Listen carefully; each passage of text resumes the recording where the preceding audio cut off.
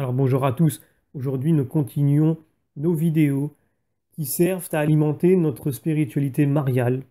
Nous remercions, comme nous le ferons à chaque début de vidéo qui les concerne, la communauté des serviteurs de Jésus et de Marie. Donc vous pouvez trouver le lien vers leur site dans la description et qui mettent à disposition ces textes d'une grande valeur. Ils mettent gracieusement à la disposition de tous sur leur site des homélies, des enseignements, des conférences, et à la fois audio et écrit. C'est vraiment très riche. Nous vous invitons véritablement à aller visiter ce site et nous continuons régulièrement à poster des enseignements et des homélies qui proviennent de leur site grâce à leur autorisation et nous les remercions et nous les remercierons à chaque fois.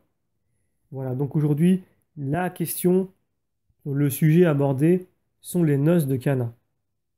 Voilà, au seuil de la vie publique de Jésus, il y eut des noces à Cana en Galilée et la mère de Jésus y était. Jésus aussi fut invité aux noces ainsi que ses disciples. Et Saint Jean-Paul II nous donne ce commentaire. Le Fils semble invité à cause de la mère. Ce qui va se passer manifeste l'entente profonde entre Jésus et sa mère, leur union spirituelle intime. C'est elle qui provoque le commencement des signes. Fin de citation. Alors voilà, nous connaissons bien la scène, je ne vais pas vous la rappeler. Ce ne sont pas les époux qui demandent, qui se plaignent de manquer, qui murmurent contre l'imprévoyance du maître du repas. C'est Marie qui perçoit, qui devine, qui découvre le malaise dû à l'absence de vin pour les invités. C'est elle encore qui se tourne vers Jésus, qui intercède, qui implore. Ils n'ont plus de vin. Elle est sûre de lui. Elle a la manière de toucher son cœur, la manière de l'amour. Ainsi, dans toute notre vie, comme à Cana, c'est elle qui devine, qui presse, qui découvre notre détresse, même si nous la tenons cachée, à plus forte raison si nous lui en parlons.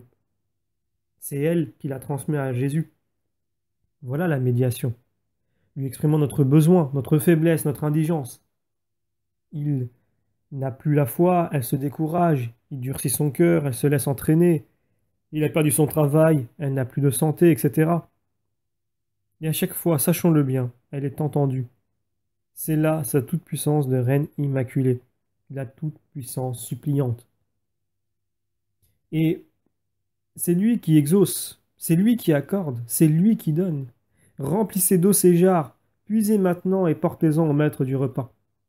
C'est lui que le miracle glorifie, c'est à lui que les disciples s'attachent. Il manifesta sa gloire et ses disciples crurent en lui. Écoutons Saint Jean-Paul II nous le dire si bien. Marie va au-devant de toute la gamme des besoins des hommes et de leurs nécessités, et c'est en vue de les introduire dans le rayonnement de la mission messianique et de la puissance salvifique du Christ. Il y a donc une médiation. Marie se situe entre son Fils et les hommes dans la réalité de leur privation, de leur pauvreté et de leur souffrance. Elle se place au milieu, c'est-à-dire qu'elle agit en médiatrice, non pas de l'extérieur, mais à sa place de mère, consciente comme telle de pouvoir montrer au Fils les besoins des hommes, ou plutôt d'en avoir le droit. Sa médiation a donc un caractère d'intercession. Marie intercède pour les hommes. Ne craignons donc pas, en la mettant dans notre vie, à sa place, sa vraie place de mère et de reine, de nous détourner de Jésus.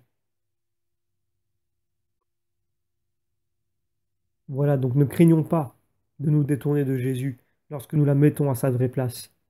Tout au contraire, une fois son intervention faite pour nous auprès de Jésus, elle nous dit, comme au serviteur des noces, tout ce qu'il vous dira de faire, faites-le.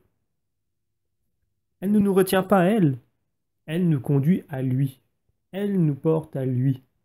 Elle n'a pas d'autre rôle, pas d'autre mission, pas d'autre raison de vivre. C'est là toute sa joie, tout son bonheur, faire de nous des copies ressemblantes de Jésus-Christ.